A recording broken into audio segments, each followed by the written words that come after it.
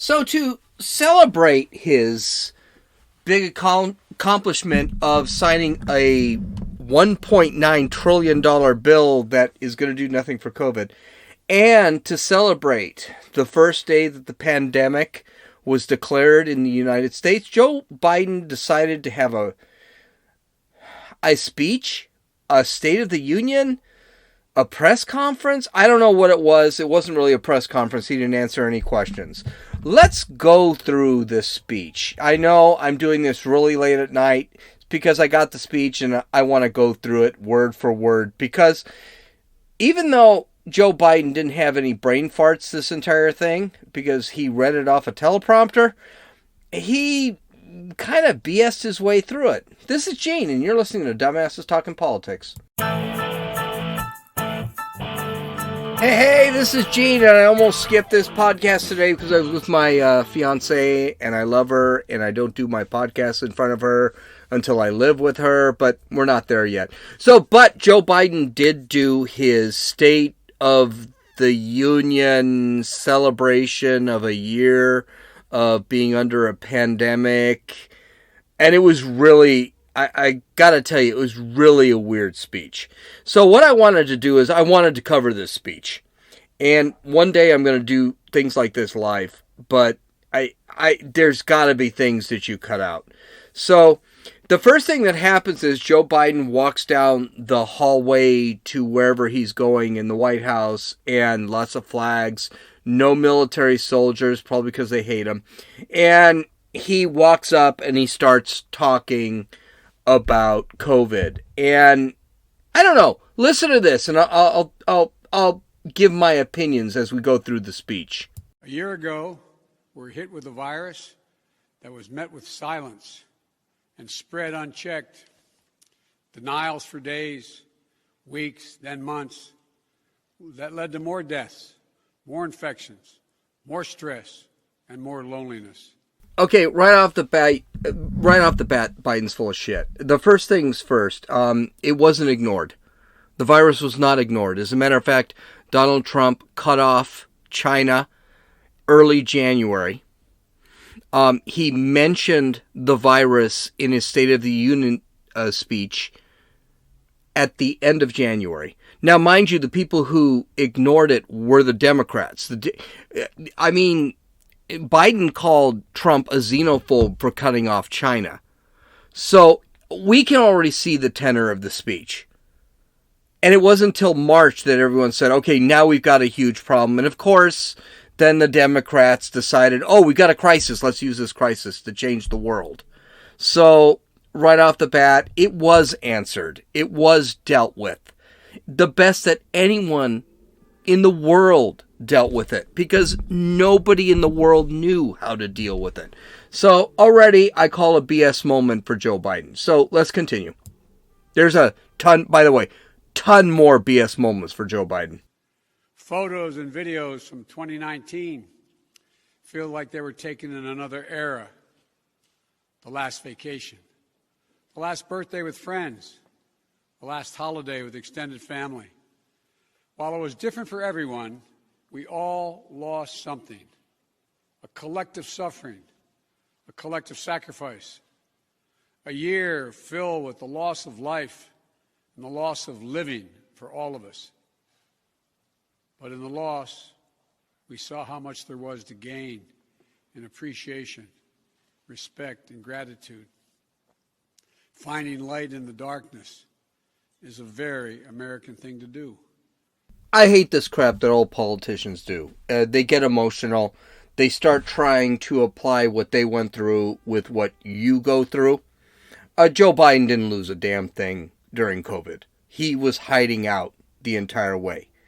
And one of the things, that part is to make him emotionally connected to the listener. The problem is the people who are listening either don't like and already think he's full of crap, or they do like him and, it's a wonderful guy. And then the other thing that bothers me is this America thing, and he does this a couple of times. you hate America. You keep saying how we're systemically racist. You keep saying how our cops are racist. You are allowing people who do not belong in this country into this country. I think maybe he's juxtaposing himself to Trump, but this doesn't work. It's not a real good way of being, and it's not working. So I was already turned off by this within 3 minutes of the speech. In fact, it may be the most American thing we do. And that's what we've done. We've seen frontline and essential workers risking their lives, sometimes losing them, to save and help others. Researchers and scientists racing for a vaccine. And so many of you, as Hemingway wrote, being strong in all the broken places. I know it's been hard. I truly know. He doesn't know, and because he was stuck in his basement for the last year, and the teachers are not in school, so where's the bravery there? It seems like he's rewarding cowardice.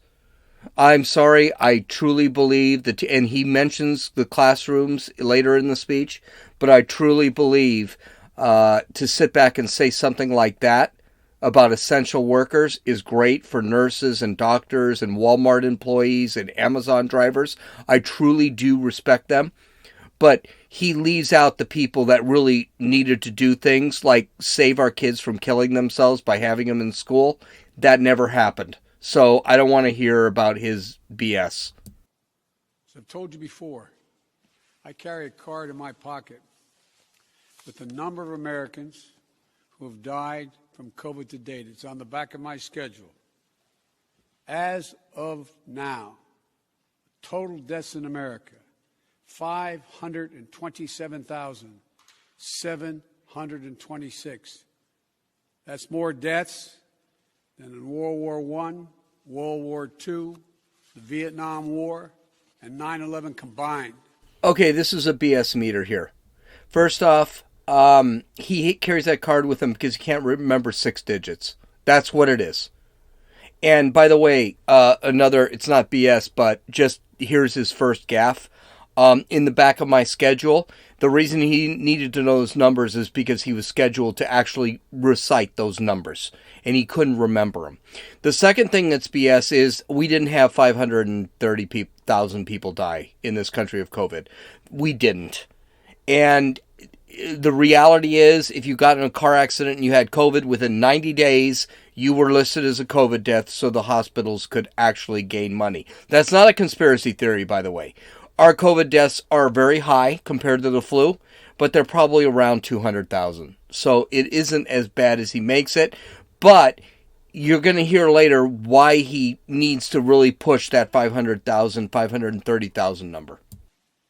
There were husbands, wives, sons and daughters, grandparents, friends, neighbors, young and old. They leave behind loved ones, unable to truly grieve or to heal, even to have a funeral.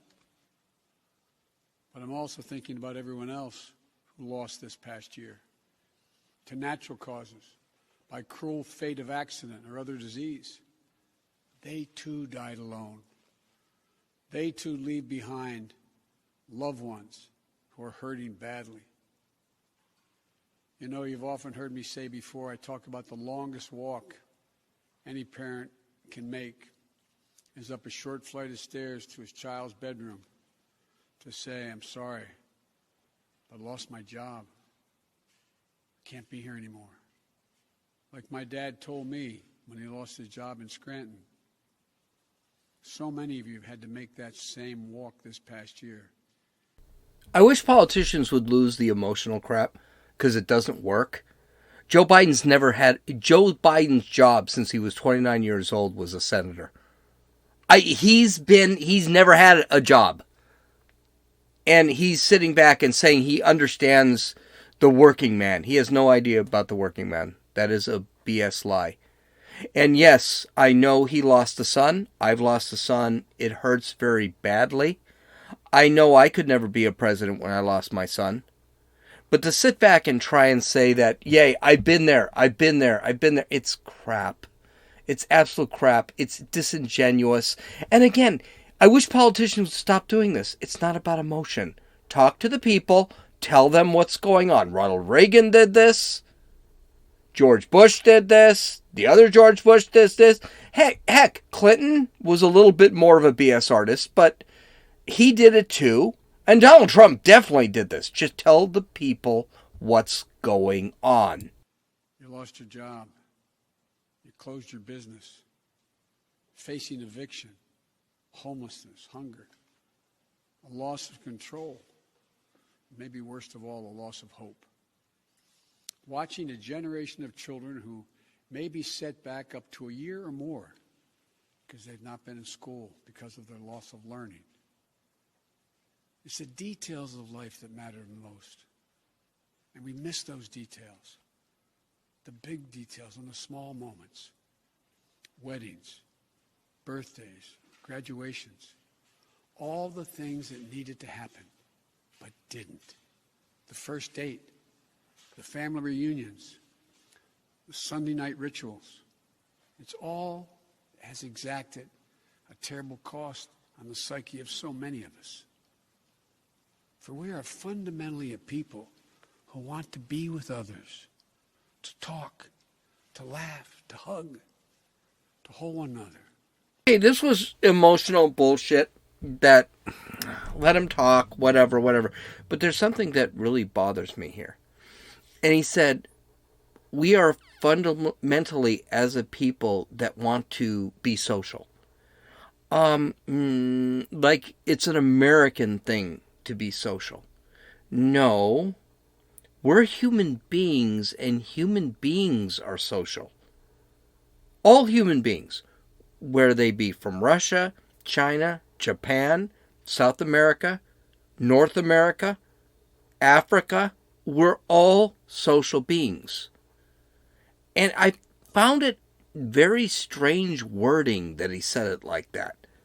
Because it made it seem like being social is an American thing. Now, I remember Barack Obama once sat back and said, well, no, you can't travel. He said this when he was elected in 2008. Well, traveling is an American thing to see family and things like this. And we've been told we can't see our family during this pandemic. And this is coming from the same party that is trying to break up the family. Do you notice that? Oh, I did. And it's kind of disturbing. But this virus has kept us apart. Grandparents haven't seen their children or grandchildren.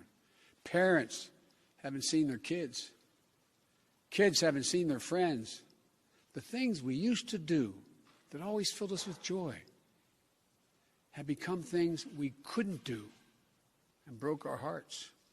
BS, we could have done all those things, and a lot of states did them, and they were Republican states, and the government said not to do them, the news media said not to do them, weird-ass pundits from BLM said we couldn't do them.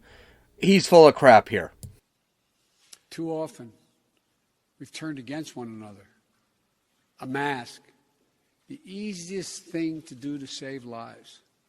Sometimes it divides us. States pitted against one another instead of working with each other. Vicious hate crimes against Asian Americans who've been attacked, harassed, blamed, and scapegoated. At this very moment, so many of them are fellow Americans. They're on the front lines of this pandemic trying to save lives. And still, they're forced to live in fear for their lives just walking down streets in America. This might be the biggest BS, most telling moment in the world. First off, there is no evidence masks work. As a matter of fact, they don't wear masks in Florida, and their infection rates are lower than they are in California, where we're required to wear masks everywhere. There's only one study that said masks might work.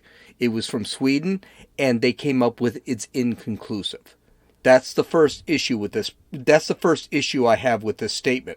The second issue is the attack on Asian Americans. the hate crimes against Asian Americans. What he's basically referring to is Trump used to call this a China virus. Because China is where the virus came from. Now he's saying, oh, the attacks against Asian Americans is because Trump used to call it China virus. That's not what happened. It was found. The DOJ released a report that found that 86% of hate crimes against Asian Americans were by blacks in the United States. 86%. Not about whites, not from white supremacists. This is a real twisting of the facts. And I know he's all science and all this crap, but the reality is he's not. And this was a bullshit statement from this guy. Finally, he talks about states pitted against each other. No.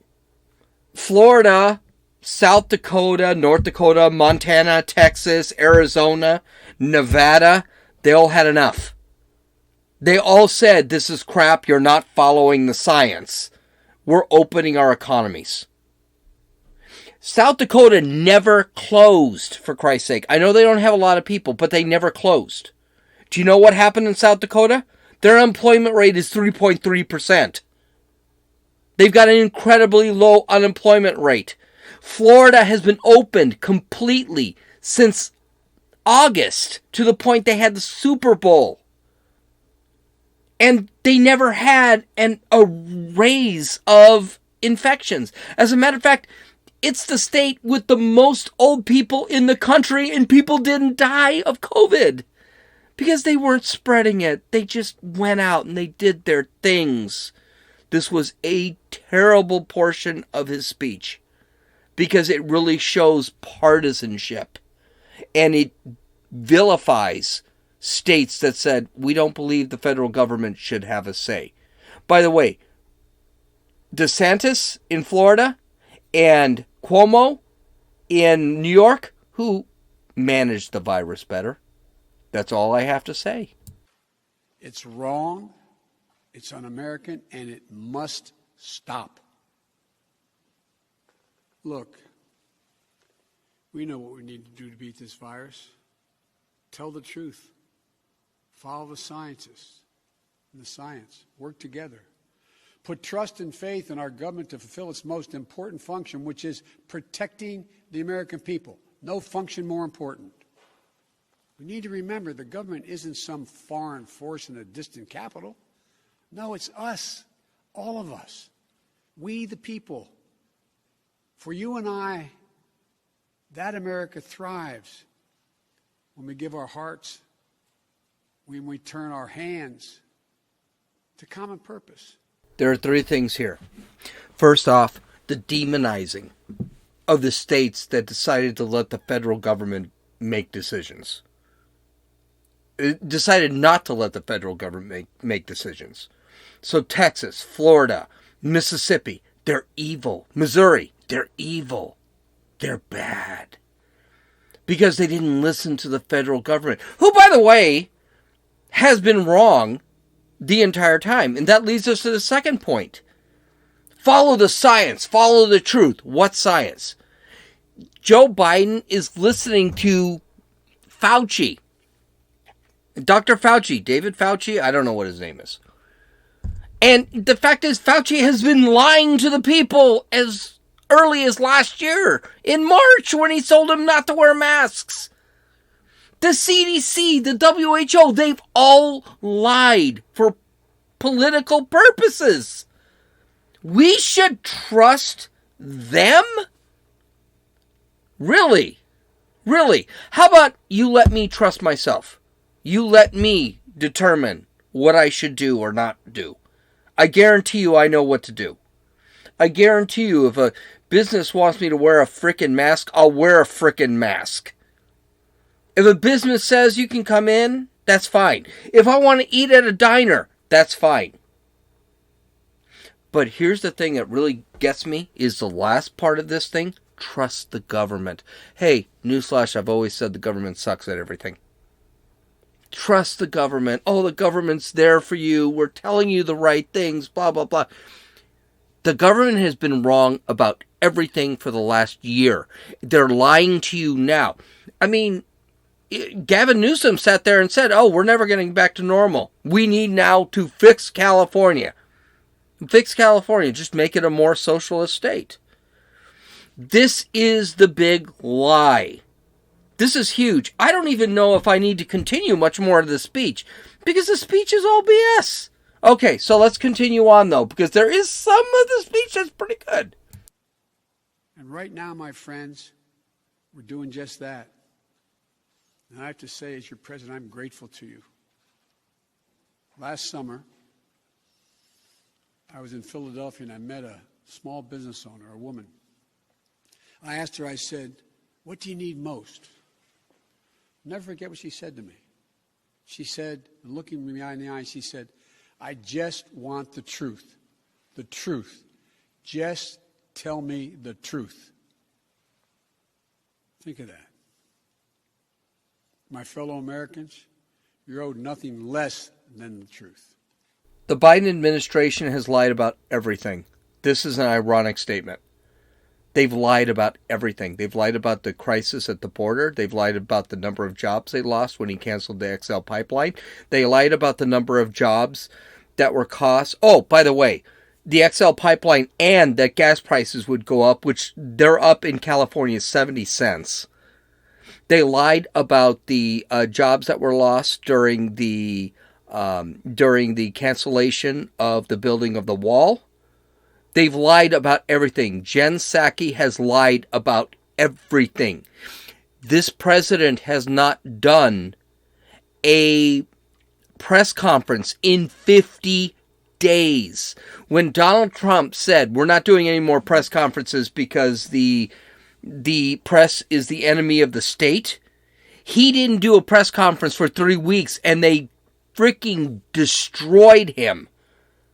This guy has still to answer any questions. It's all a lie. Everything is a lie. And I don't want to hear about how he's telling the truth about anything. And for all of you asking when things will get back to normal, here is the truth. Here comes the truth. Listen. This is the part of the speech, and then I'm done with this speech.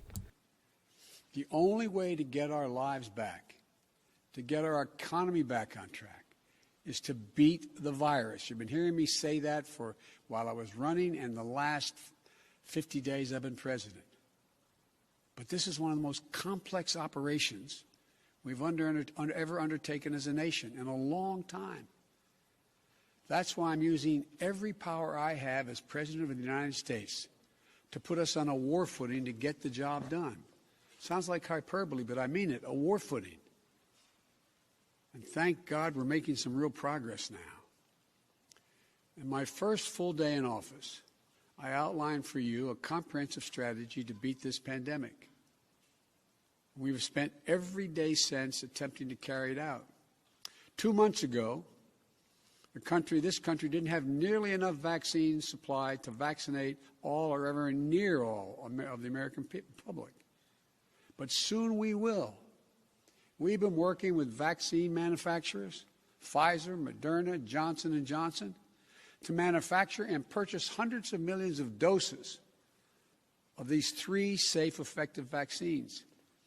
And now, at the direction and with the assistance of my administration, Johnson & Johnson is working together with a competitor, Merck, to speed up and increase the capacity to manufacture new Johnson & Johnson vaccine, which is one shot. That's just a lie. The Trump administration had the 2 vaccines out before, and Johnson & Johnson was developing a one-shot vaccine. And before Biden got out, they basically were right on a one-shot vaccine. And because of the Warp Speed Act, they were all working together. So that's a lie. That's an absolute lie. His administration is trying to take credit for something they didn't do. And here's the other problem with this whole thing. Couldn't just Biden say thank you, Donald Trump. His policies did improve the vaccine? Is hatred for Donald Trump that serious? You can't just say the vaccines came out because of the previous administration? Maybe they didn't have enough, but don't forget, they didn't have the vaccine until November, 2 weeks into November. So there was no vaccine at that point. But Trump's policies created the vaccines, including from Johnson & Johnson. In fact, just yesterday, I announced, and I met with the CEOs of both companies, I announced our plan to buy an additional 100 million doses of Johnson & Johnson vaccines. These two companies, competitors, have come together for the good of the nation, and they should be applauded for it. It's truly a national effort, just like we saw during World War II. Now, because of all the work we've done, we'll have enough vaccine supply for all adults in America by the end of May. I swore I'd shut the F up, but this was not a national effort. This was a free market effort. But you can't say that, because the free market means that capitalism works. And that's what Donald Trump believed in. He believed in capitalism. He believed in the free market. And that's why we had 3 vaccines before Joe Biden took office. This is just, again, another lie. Like the government did something. The government did nothing. They didn't create the vaccine. They effed up the freaking distribution of the vaccine. But what do you expect from a guy who's been part of the government for 50 years? It's crap. Okay, let's go on. That's months ahead of schedule. And we're mobilizing thousands of vaccinators to put the vaccine in one's arm. Calling active duty military, FEMA, retired doctors and nurses, administrators, and those to administer the shots. And we've been creating more places to get the shots. We've made it possible for you to get a vaccine at nearly any one of 10,000 pharmacies across the country, just like you get your flu shot. We're also working with governors and mayors in red states and blue states to set up and support nearly 600 federally supported vaccination centers that administers hundreds of thousands of shots per day. You can drive up to a stadium or a large parking lot, get your shot, never leave your car, and drive home in less than an hour. The big announcement is coming in a few minutes, but no, that's not true. The government is way behind in setting up these vaccination centers. I believe they were supposed to set up 100 by now, and they are literally at like 20. So, no, that's not true. That's a lie. We've been sending vaccines to hundreds of community health centers all across America, located in underserved areas. He means areas of color. He doesn't mean me and you. He just means people who are people of color. That's what he means. So the social justice messaging continues. And we've been deploying, and we will deploy more mobile vehicles and pop-up clinics to meet you where you live, so those who are least able to get the vaccine are able to get it. We continue to work on making at-home testing available. And we've been focused on serving people in the hardest hit communities of this pandemic: Black, Latino, Native American, and rural communities. Oh, there it is. There it is. Not white men. Not white women. African American, Black, Asians, Latinos, everyone but white people. Social justice messaging. This is evil. It is also, here, dare I say it, racist. So in other words, I don't deserve a vaccine because I'm a white heterosexual male. Good for me. So what does all this add up to? When I took office 50 days ago, only 8% of Americans, after months, only 8% of those over the age of 65 had gotten their first vaccination. Today, that number is 65%. Just 14% of Americans over the age of 75 50 days ago had gotten their first shot. Today, that number is well over 70%. With new guidance from the Centers for Disease Control and Prevention, the CDC, that came out on Monday, it means simply this: millions and millions of grandparents who went months without being able to hug their grandkids can now do so. And the more people are fully vaccinated, the CD will continue to provide additional guidance on what you can do in the workplace, places of worship with your friends, as well as travel. When I came into office, you may recall, I set a goal that many of you said was kind of way over the top. I said I intended to get 100 million shots in people's arms in my first 100 days in office. This is another BS lie. Donald Trump had 1 million vaccinations a day when he left office. If you add 1 million vaccinations a day times 100 days, that's a million vaccinations a day. That's 100 million vaccinations a day. This was a complete lie. What he just said was a lie. A flat out lie. And it proves his lie earlier when he said there was no plan for this whole thing. This is a terrible human being. He is a politician. He doesn't care about anyone. He just lied flat out. And all this can be checked. All this can be figured out. This isn't conspiracy. It's all there. It's in black and white. I can't believe he still came up with that. I don't know. Tonight, I can say we're not only going to meet that goal, we're going to beat that goal. Because we're actually on track to reach this goal of 100 million shots in arms on my 60th day in office. No other country in the world has done this. None. And I want to talk about the next steps we're thinking about. First, tonight, I'm announcing that I will direct all states, tribes, and territories to make all adults, people 18 and over, eligible to be vaccinated no later than May 1. Let me say that again. All adult Americans will be eligible to get a vaccine no later than May 1. That's much earlier than expected. Let me be clear.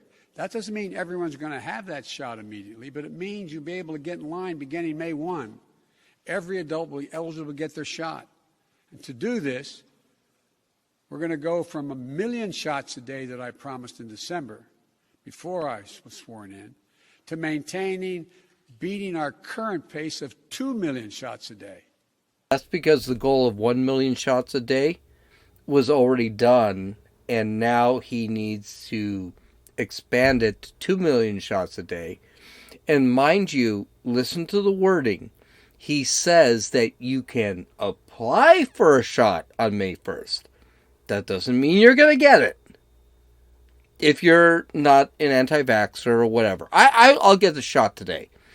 But the reality is, you're not getting the shot on May 1st if you're a 30-year-old or a 20-year-old teacher who doesn't want to teach because you don't have your shot yet. He's just saying you can apply for your shot. Be very careful with the language. The language is very specific, and when Jen Psaki talks, she can sit there and say, well, no, that's not exactly what he said. Outpacing the rest of the world. Secondly, at the time when every adult is eligible in May, we will launch, with our partners, new tools to make it easier for you to find the vaccine and where to get the shot, including a new website that will help you first find the place to get vaccinated and the one nearest you. Oh, geez. We know how well their last website worked, and we know how much that one cost. Can't wait to see how that works out. No more searching day and night for an appointment for you and your loved ones. Thirdly, with the passage of the American Rescue Plan, and I thank again the House and Senate for passing it, and my announcement last month of a plan to vaccinate teachers and school staff, including bus drivers, we can accelerate massive nationwide effort to reopen our schools safely and meet my goal that I stated at the same time, about 100 million shots, of opening a majority of K through 8 schools in my first 100 days in office. This is going to be the #1 priority of my new Secretary of Education, Miguel Cardona. The people who greet me in Walmart are considered essential employees. The guy who drives my Amazon package is considered an essential employee, but teachers aren't. Really? This is kowtowing to the teachers' unions, and that's what he's doing right now. My personal opinion, if I was a state senator, if I was a governor, a state governor, I would sit back and say, fire them all, let God sort them out, and hire new teachers, just like Reagan did with the air traffic controllers. I am sick and tired of public unions. They are terrible. Absolutely terrible. So he's doing nothing but kowtowing to the unions here. And by the way, the unions are looking at getting, I don't know, almost $1 trillion up until 2026 so they can teach our kids that are killing themselves? Come on, stop it. You're killing me here, Joe. Fourth, in the coming weeks, we will issue further guidance on what you can and cannot do once fully vaccinated to lessen the confusion, to keep people safe, and encourage more people to get vaccinated. What in the F is he talking about? I don't need to have the CDC come up with BS guidelines that they've been wrong about for however long. If I get vaccinated and I have to suffer through the vaccination, which, by the way, the booster shot is tough. People have died after the booster shot. Not a lot. Less than 100. But you do go through side effects with the booster shot. I don't want to hear, after I go through all that crap, that the CDC says that, there are things you have to do, like wear a mask and social distance. If I get that vaccine, I better be able to give my father, who's 76 years old, I better be able to give him a big fucking hug. This is crap. This is why the vaccine is being rejected by a lot of people. Because they're tired of this crap. This is not going to happen. If I get the vaccine, I'm free. I'm not wearing a mask. I'm going to walk out. I'm going to walk into a party. I'm going to go to a baseball game with 40,000 other people. And I'm not going to listen to the CDC. And this is why the vaccine is being rejected by a lot of people, is because of the mixed messaging by this piece of crap administration. Garbage. And I want to get the vaccine now. I want to get it. I don't care. Give it to me. I even asked somebody at a hospital that I went to today, when can I get the vaccine? And they told me, well, just wait, it's coming. You'll be able to get it. But the problem is, I'm too young and I'm too healthy. And I'm not that young. I'm 53 years old. This son of a bitch is telling me I get the vaccine and I'm still not safe? No, it's crap. It's bullshit. It's done. And finally, fifth, and maybe most importantly, I promise I will do everything in my power. I will not relent until we beat this virus. But I need you, the American people. I need you. I need every American to do their part. And that's not hyperbole. I need you. I need you to get vaccinated when it's your turn and when you can find an opportunity. It is hyperbole. It's bullshit. You just told me 2 seconds ago that I could get vaccinated, yet I still have to follow rules? Why would I need to follow rules if I'm vaccinated? Because the vaccine, by the way, is 97% effective after the booster. If I'm 97%, I'm going to get that 16-inch needle stuck in my arm and take 2 shots, and probably after the booster, suffer in bed for 2 days while my body acclimates. I better be able to give my dad a hug. He just said I may have to follow CDC rules. F you, Joe Biden. I get this shot. I get these shots. I'm not an anti-vaxxer. I'll do it. I'll do it today. But don't tell me that I have to follow rules after I get that shot. If you're saying I do, it is hyperbole. It's BS. And to help your family, your friends, your neighbors get vaccinated as well. Because here's the point. If we do all this, if we do our part, if we do this together, by July the 4th, there's a good chance you, your families and friends will be able to get together in your backyard or in your neighborhood and have a cookout and a barbecue and celebrate Independence Day. That doesn't mean large events with lots of people together, but it does mean small groups will be able to get together. After this long, hard year, that will make this Independence Day something truly special. Okay, I'm done. That's all I wanted to hear. So basically what he's telling me is that after I get vaccinated and everyone gets vaccinated, we still should only meet on the 4th of July in small groups? Really? Why can't I go to a baseball game with 50,000 people and not worry about catching the disease or spreading the disease? Yeah, this guy's full of shit. This was a terrible speech. The only thing Joe Biden did in this speech was not stumble. That's all he did. And he read it. And by the way, just an FYI, people asked him a question after the speech and he walked away. He walked away. It was not a comforting speech. It was a terrible speech. By the way, I cut it out because I'm already 43 minutes into this whole thing. But the reality is the rest of it was your grandma and bullshit like that. This was a bullshit speech. Trust the government. We know all. You can't trust the government. The government is not there for you. They don't care.